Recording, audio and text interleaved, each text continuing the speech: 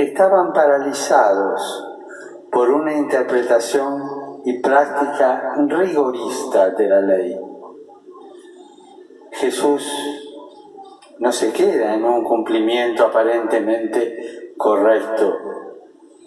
Él lleva la ley a su plenitud y por eso quiere ponernos en esa dirección, en ese estilo de seguimiento que supone ir a lo esencial, renovarse, involucrarse. Son tres actitudes que tenemos que plasmar en nuestra vida de discípulos. Lo primero, ir a lo esencial. No quiere decir romper con todo. Romper con aquello que no se acomoda a nosotros, porque tampoco Jesús vino a abolir la ley, sino a llevarla a su plenitud. Ir a lo esencial es más bien ir a lo profundo, a lo que cuenta y tiene valor para la vida. Jesús enseña que la relación con Dios no puede ser un apego frío a normas y leyes, ni tampoco un cumplimiento de ciertos actos externos que no llevan a un cambio real de vida.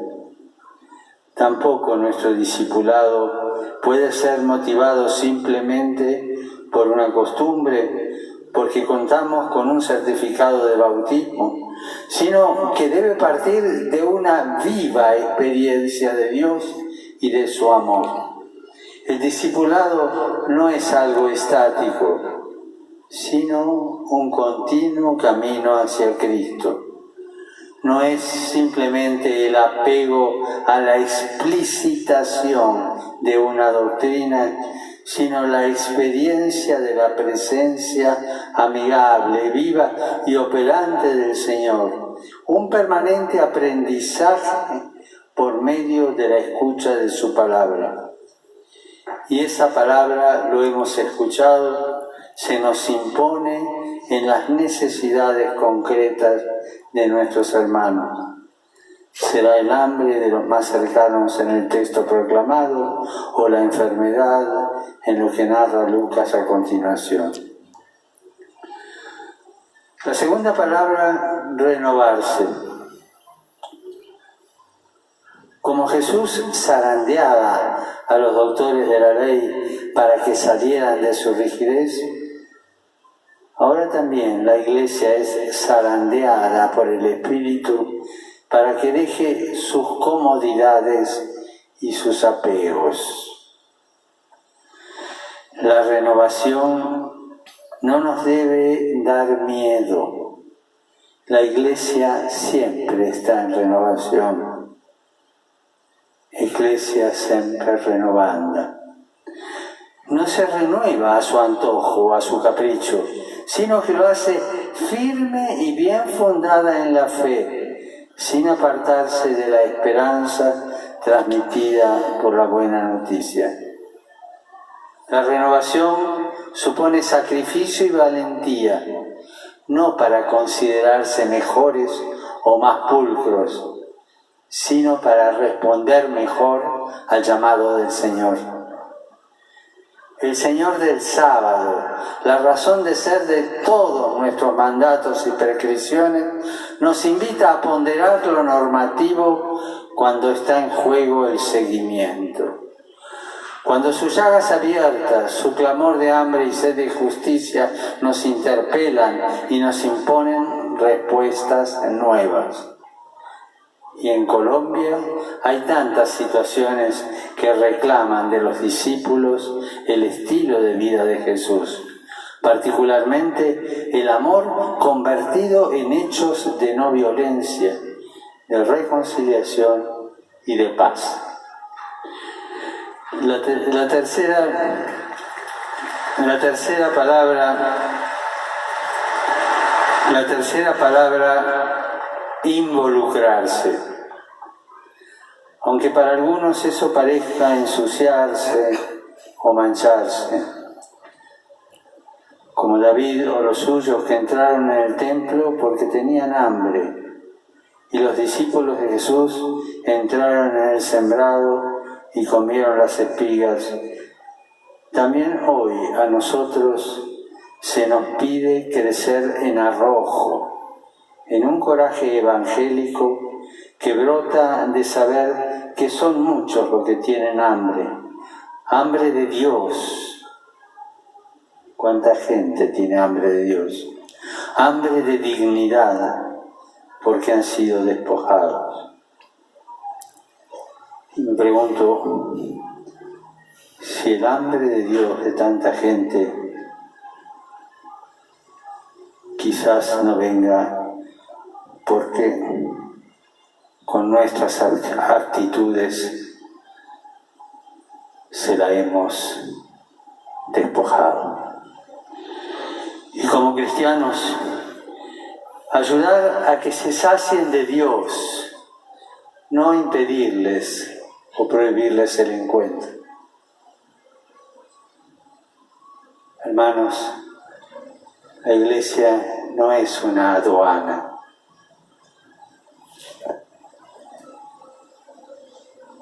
Quiere las puertas abiertas porque el corazón de su Dios está no solo abierto, sino traspasado por el amor que se hizo dolor.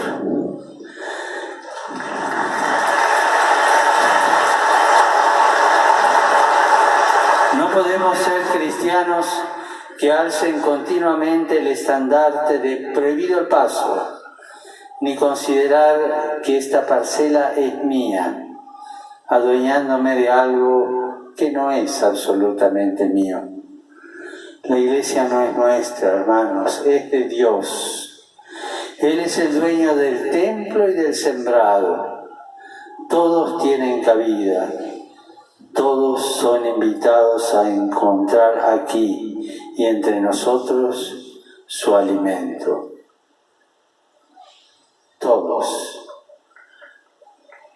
Y el que preparó las bodas para su hijo manda a buscar a todos, sanos y enfermos, buenos y malos, todos.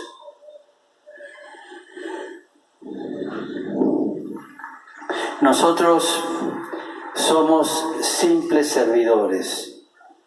No podemos ser quienes impidamos ese encuentro con Jesús. Al contrario, Jesús nos pide, como lo hizo con sus discípulos, denles ustedes de comer. Este es nuestro servicio.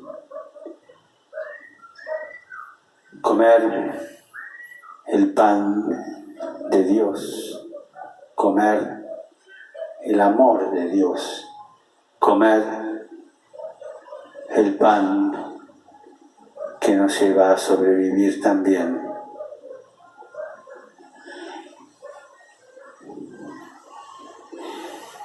Bien lo entendió Pedro Claver, a quien hoy celebramos en la liturgia y que mañana veneraré en Cartagena.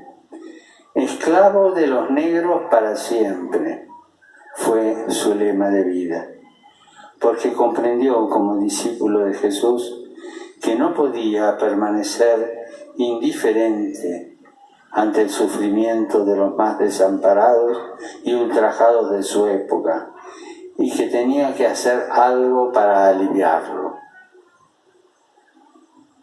Hermanos y hermanas, la Iglesia en Colombia está llamada a empeñarse con mayor audacia en la formación de discípulos misioneros, así como lo señalamos los obispos reunidos en Aparecida.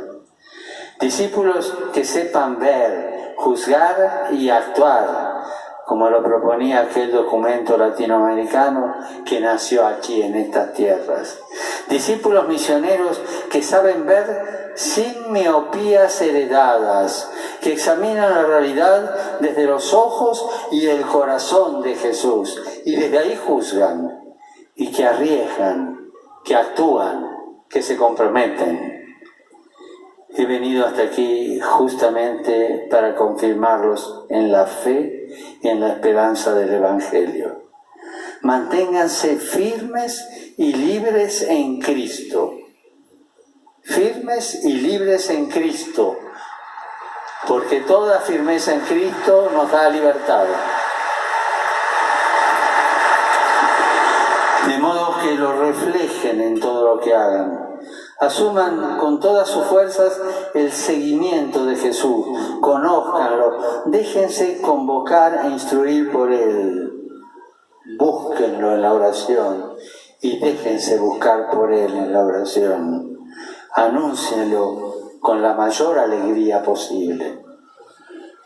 Pidamos a través de la intercesión de nuestra Madre, Nuestra Señora de la Candelaria, que nos acompañe en nuestro camino de discípulos, para que poniendo nuestra vida en Cristo, seamos siempre misioneros que llevemos la luz y la alegría del Evangelio a todas las gentes. 11:32 minutos.